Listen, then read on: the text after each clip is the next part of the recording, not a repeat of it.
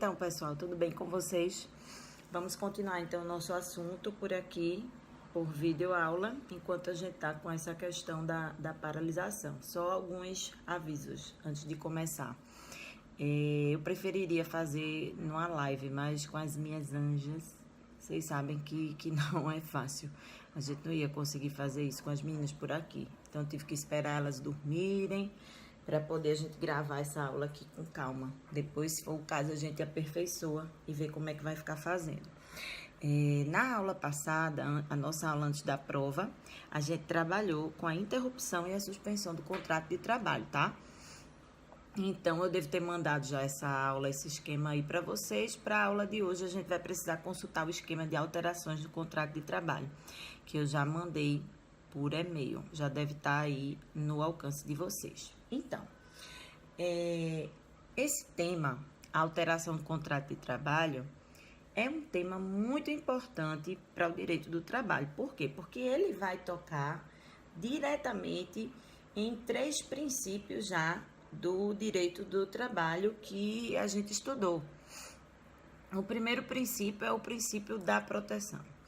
Por quê? Porque todas as vezes que a gente fala em contrato de trabalho, a gente tem que pensar que se a gente também tem um princípio de continuidade, que a gente estudou, que é o princípio da continuidade do contrato de trabalho, e esse princípio diz que o contrato de trabalho ele é feito para durar, então a gente presume, para proteger o trabalhador, que o contrato ele vai ser por prazo indeterminado, e a gente sabe que o equilíbrio econômico, financeiro e social do contrato, ele deve ser preservado entre as partes. Se esse contrato ele é feito para durar, nada mais justo do que esse contrato sofrer alterações, não é, ao longo do tempo. E vai precisar, veja que no mínimo a gente vai precisar fazer as alterações salariais, né? Então, é muito normal que o contrato de trabalho, mesmo que ele seja de curto prazo, que a gente precise promover algumas alterações e para que esse equilíbrio entre as partes contratuais se preservem. Então, como eu estava falando, isso é um tema importantíssimo para o direito do trabalho, primeiro por conta do princípio da continuidade, para que o contrato possa durar de forma justa, da forma mais justa possível, dentro da lei para ambas as partes, ele vai precisar ser alterado. Isso também vai tocar no princípio da proteção, como eu já havia falado, porque quando a gente assume que o contrato de trabalho ele realmente precisa ser ajustado, a segunda pergunta que surge é como ajustá-lo? Que regras seriam essas? Então, a gente vai observar que junto ao princípio da continuidade, a gente vai trabalhar também com o princípio da proteção, na medida em que a gente vê aí que o trabalhador ele é a parte mais frágil do contrato de trabalho. Então, todo o arcabouço jurídico dogmático do direito do trabalho, ele deve se alicerçar nisso aí, no princípio da proteção.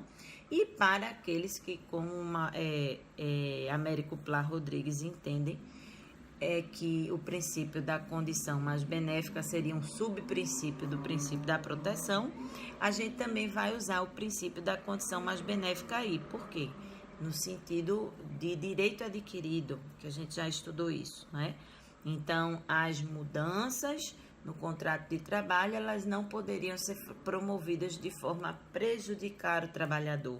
Essa é a ideia do direito adquirido, que a gente já tinha trabalhado no semestre passado, quando a gente falou desse princípio aí, mas não se preocupem que eu vou voltar a isso mais para frente. De início, o que eu queria apresentar para vocês era a necessidade do estudo desse tema de alterações do contrato de trabalho, a referência a esses 3 princípios do direito do trabalho para poder a gente bem estudar esse tema.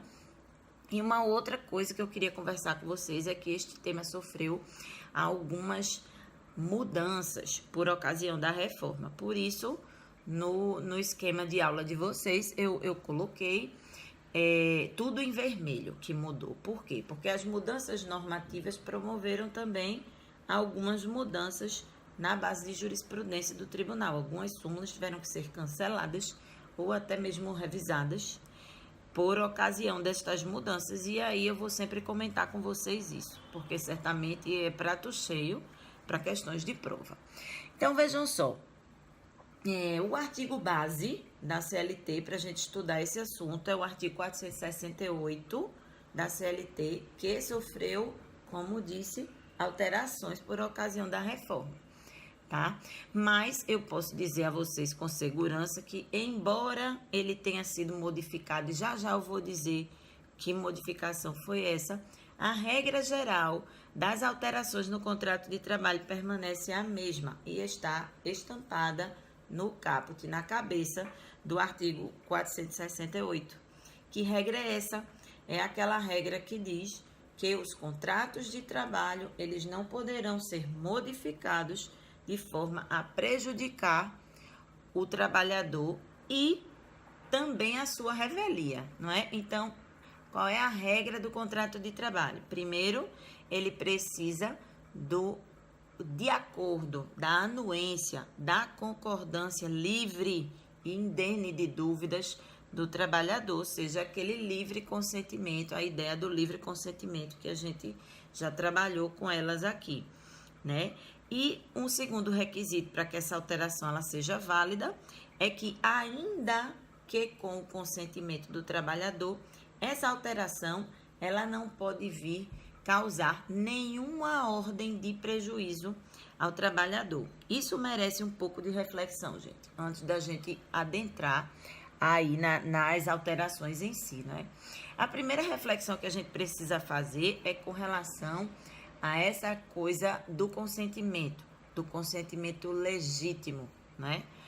Que a gente tem que observar que muitas vezes no direito do trabalho existe um vício de consentimento, não é, com relação a algumas aceitações por parte do trabalhador, principalmente no contexto atual que vivemos, que é um contexto de crise. Então, muitas vezes o trabalhador ele é forçado pelas circunstâncias, pela premência do desemprego batendo na sua porta, para poder anuir, concordar com aquelas alterações, porque senão ficaria sem emprego, não é? Então, a gente sabe que esses vícios de consentimento, eles são muito comuns no direito do trabalho, com tempos de crise, sem tempos de crise. Então, se consegue provar algum momento aí que este consentimento, esse de acordo se conseguiu com o vício de consentimento, porque o trabalhador não conseguiu se determinar de acordo com sua vontade real, por motivos, né, justos, claro, normalmente pela premência do desemprego, o receio do desemprego, então a gente conseguiria aí anular esta alteração, né? E deixando bem claro que qualquer coisa neste nível teria que ser arguído, claro, judicialmente, não é? Fora da esfera judicial, a gente não tem como pleitear esse tipo de anulação. E uma segunda digressão, uma segunda reflexão que a gente precisa fazer aí na cabeça do artigo 468 é com relação ao prejuízo que, mesmo que com anuência, a alteração ela não pode trazer para o trabalhador. Vamos a um exemplo, porque a gente fixa com mais facilidade. Imagine que eu concordei com uma modificação que o meu empregador sugeriu, de que eu ia continuar trabalhando a mesma quantidade de horas, mas eu não faria nenhuma questão que o meu salário iria baixar. Veja, esse é um exemplo bem grosseiro e bastante surreal, mas que, imaginem, acontece, né? Eu já vivenciei isso diversas vezes, quando fui gestora de departamento pessoal, que o trabalhador assina isso normalmente nos períodos de crise, quando a empresa começa a dizer que vai fazer lista de demissão. Então, imagine que eu assinei esse documento e deixei bem claro que minha vontade era essa. Aí o juiz do trabalho vai analisar no documento desse. Qual é a força que esse documento tem perante a Justiça do Trabalho? Nenhuma. Por quê? Porque, embora aparentemente o critério do consentimento estivesse cumprido, porque isso aí também é discutível, mas imagine que o meu sonho é trabalhar a mesma coisa e ganhar menos. É isso que o trabalhador está dizendo. Imagine que isso seja verdade. O juiz do trabalho ele não vai poder desconsiderar o fato de que esta alteração ela está trazendo um prejuízo direto e financeiro para o trabalhador. Então, mesmo com o sim do trabalhador, com a anuência, com a concordância, essa alteração aí ela não poderá ser válida, ela vai ser anulada, não é? Essa alteração será nula de pleno direito. Lembro também a vocês, dentro ainda dessa segunda reflexão, que a gente tem a mania de imaginar que prejuízo é sempre uma coisa material, e não é bem assim. Principalmente no território do direito do trabalho, onde muito se fala sobre dano moral, sobre assédio moral, né? Esses prejuízos, eles vão além de questões salariais, né? Esses prejuízos, eles podem ser prejuízos de ordem extra patrimonial, no seguinte sentido: a alteração foi promovida para esvaziar minhas funções, então eu que tinha algumas atribuições, agora estou sem atribuição nenhuma, embora permaneça recebendo o meu salário como antes. Essa alteração para o direito do trabalho também não é válida. Por quê? Porque ela vai mexer diretamente com a questão da honra e das funções do trabalhador, não é? Que seria uma modificação que traz um prejuízo extra patrimonial, é o que a gente chama de reserva remunerada. Então, isso aí também não seria possível, tá?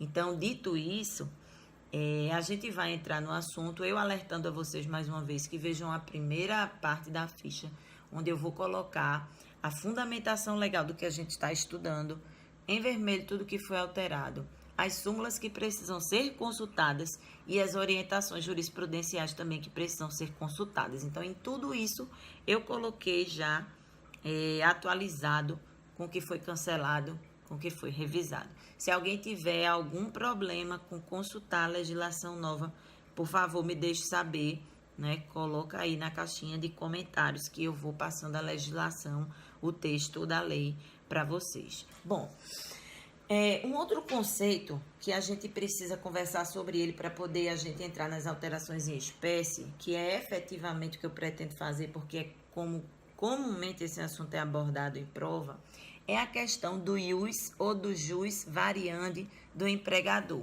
que foi assunto que a gente já conversou em trabalho 1 também, né? Quando a gente falou sobre poderes do empregador. O ius ou jus variandi, como queiram, é o poder que a lei atribuiu ao empregador. Lá pelo artigo 2º, você encontra ali aquela origem, que é o poder que o empregador tem de administrar, né, contratar, de dar ordens, de fiscalizar. Esse poder aí, ele exerce muitas vezes com o jus variandi, né? E nesse assunto, a gente tem que conversar um pouquinho sobre o jus variandi. Por quê? Porque a lei, ela vai dizer de uma forma muito genérica que as alterações, elas não podem acontecer sem a anuência do empregado, e trazendo prejuízo para o trabalhador. Mas ele diz isso de uma forma muito genérica e depois especificamente somente com relação à alteração de localidade é que ele vai ser mais específico de novo. Então imagine um contrato como um contrato de trabalho que possui diversas cláusulas, diversas possibilidades. Veja, contrato de trabalho, eu posso falar de jornada, eu posso falar de salário, eu devo, né, falar de salário, eu posso falar de turno, eu posso falar de função, eu vou falar do local onde essas obrigações elas serão prestadas. Então, vocês observem que a alea de intersecções, alterações que eu posso fazer aí no território, nas cláusulas contratuais, é um leque bastante amplo para a lei ser tão genérica no artigo 468. Então, assim, não existe um passo a passo, né, exaustivo de como é que essas alterações deveriam ser processadas. E aí, muitas vezes, isso vai confrontar diretamente a lei com o jus variandi. Por quê? Porque eu não posso ter uma alteração unilateral, essa é a regra. A alteração precisa ser a consenso do trabalhador. Mas aqui e acolá, a lei, ela vai determinar o empregador, vai dar a ele esse poder de promover essas alterações unilaterais. E o nome disso, quando acontece, normalmente está amparado por esse jus variandi aí. Então, eu posso dar alguns exemplos a vocês, né? Simples. Normalmente, quando o empregador ele está utilizando-se do poder de organizar o seu negócio, organizar o seu empreendimento, ele vai fazer uso do jus variandi. Então, por exemplo, eu estou com um problema de contingenciamento de pessoas. Eu tenho um quadro que atende às minhas necessidades, contudo, esse quadro não está distribuído nos turnos de forma a deixar o meu empreendimento bem organizado. Então, por exemplo, eu estou com muita gente de manhã, estou com pouca gente no turno da tarde. Ou eu estou com muita gente à noite e estou com pouca gente no turno diurno. Então, o que o empregador ele vai fazer? O empregador ele pode determinar que aquelas pessoas que estão ali no turno da noite, elas passem para o turno da manhã. E ele pode, de acordo com a lei, neste caso, determinar unilateralmente essa mudança. Então, veja que normalmente quando ele faz isso, ele está gerindo, ele está administrando seu negócio. Então, isso quando acontece, isso é permitido. A doutrina, ela classifica o jus variandi em jus variandi ordinário e jus variandi extraordinário. Veja, é bem raro a gente ver isso em provas, só em provas bastante específicas. Mas já que estamos aqui falando disso, vamos aproveitar. O jus variandi ordinário, gente, é exatamente esse como eu conceituei para vocês. É o mais comum, é aquele jus variandi que o empregador ele está fazendo uso ordinariamente para administrar, para gerir, para exercer o seu poder de empregador, né? E normalmente são mudanças que são alterações que são referentes ao exercício das atividades cotidianas da empresa, né? A gestão, a administração.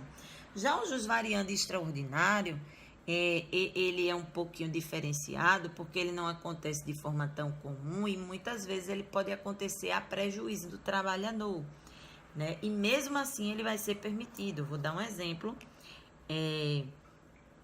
A questão mesmo de eu pegar uma pessoa e tirar uma gratificação, devolver a ela para uma outra função, né, a sua função efetiva. Veja que isso aí, se acontecer, isso aí vai acontecer a prejuízo do trabalhador, mas a lei também vai permitir. Então, vocês observem aí que quando a gente for falar das alterações em espécie, o que a gente vai fazer agora, né? Eu vou começar a pontuar para vocês todas as alterações. O que é que pode acontecer, o que é que não pode acontecer e como é que pode acontecer.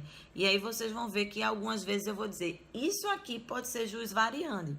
Então, como é que vocês podem ser perguntados em provas de concurso aí, e até mesmo caso concreto, segunda fase da OAB, né, que a gente foca muito nisso, como é que isso poderia aparecer? Bom, normalmente é do jeito que eu vou abordar aqui na aula. Ele vai dar um caso concreto falando uma determinada alteração e aí ele vai querer dizer que você responda, né, que você diga se essa alteração é regular, se ela é irregular, se ela é nula e por quê, né? Então, a partir de agora a gente vai passar a comentar aí essas alterações em espécie.